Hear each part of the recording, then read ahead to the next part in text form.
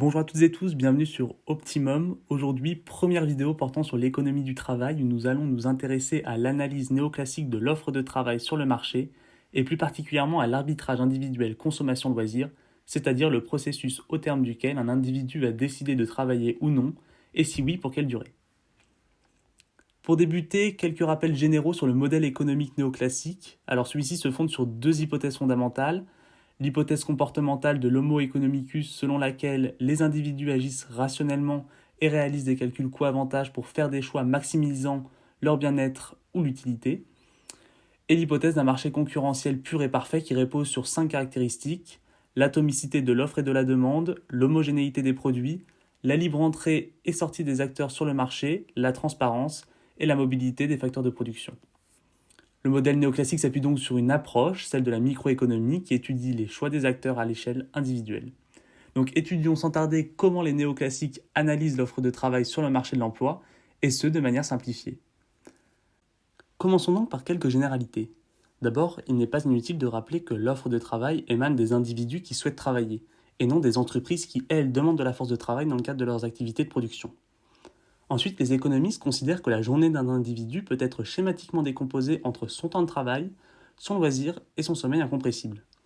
Or, le bien-être d'un individu est déterminé d'une part par sa consommation, qui elle-même est déterminée par son niveau de revenu, et de l'autre par son loisir. Mais pour pouvoir consommer des biens ou des services, les individus doivent consommer moins de loisirs. Il y a donc un arbitrage déterminé par un certain niveau d'utilité procuré pour un certain temps de loisir et de travail.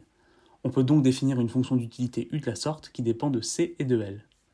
Ainsi, le choix d'un individu d'offrir sa force de travail est dicté par plusieurs points: ses préférences individuelles modélisées par des courbes d'indifférence, le coût d'opportunité du loisir, ce qui va nous amener à étudier la contrainte budgétaire de l'individu, et sa richesse qu'on aborde à partir de la notion de dotation initiale. Étudions d'abord les préférences individuelles. Elles sont représentées, comme je l'ai indiqué précédemment, par des courbes d'indifférence qui représentent l'ensemble des combinaisons de deux biens ou services, donc dans notre cas l'équivalent travail de la consommation de biens et le loisir, qui procure à l'individu un même niveau d'utilité. Donc dans un repère où en abscisse sont représentées les heures de loisirs par jour, noté grand L, et en ordonnée le salaire mensuel, noté W, elles se présentent de la sorte. Ces courbes d'utilité partagent plusieurs propriétés. Elles sont propres à chaque individu. Plus elles sont éloignées de l'origine, plus le niveau d'utilité est élevé. C'est facile à comprendre dès lors qu'on en trace une seconde comme ceci. On voit que pour un même temps de loisir, le salaire mensuel est plus élevé pour U', d'où un niveau d'utilité plus élevé. Par ailleurs, ces courbes ne se croisent jamais par souci de cohérence. Leur pente est négative parce que les biens sont des substituts, on peut échanger l'un pour l'autre. Et enfin, elles sont convexes parce qu'on fait l'hypothèse que les individus préfèrent la diversité et donc des paniers relativement équilibrés. La pente des courbes est importante puisqu'elle renseigne sur la valeur accordée par l'individu au loisir contre celle accordée pour la consommation. Si on regarde ce graphique où sont représentées deux courbes d'utilité pour un individu 1 et un individu 2, on remarque que pour une durée de loisir L, les deux individus ont les mêmes préférences et associent un salaire mensuel W.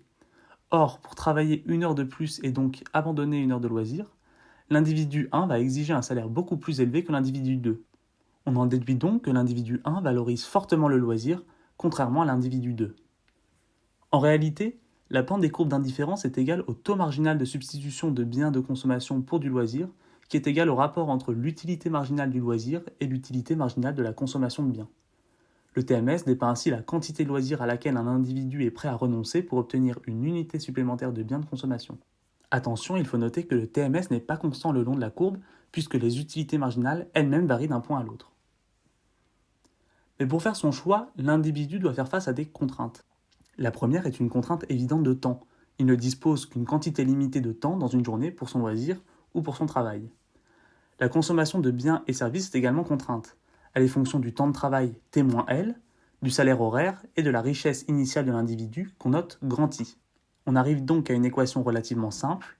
La consommation est égale au temps de travail multiplié par le salaire horaire auquel on ajoute les revenus non issus du travail, donc la richesse. Dans notre repère, cette relation peut être représentée sous la forme d'une droite de pente -W qui ne coupe pas l'axe des abscisses puisque grâce à ses revenus autres que le travail, l'individu peut consommer même s'il ne travaille pas. Le point E représente ainsi le point de dotation de l'individu, c'est-à-dire le niveau maximum de consommation d'un individu qui ne travaille pas, permis grâce à sa richesse. On obtient donc la courbe de contrainte budgétaire en rouge, qui représente une frontière des possibles pour l'individu, soit l'ensemble des combinaisons loisirs-travail qui lui sont accessibles.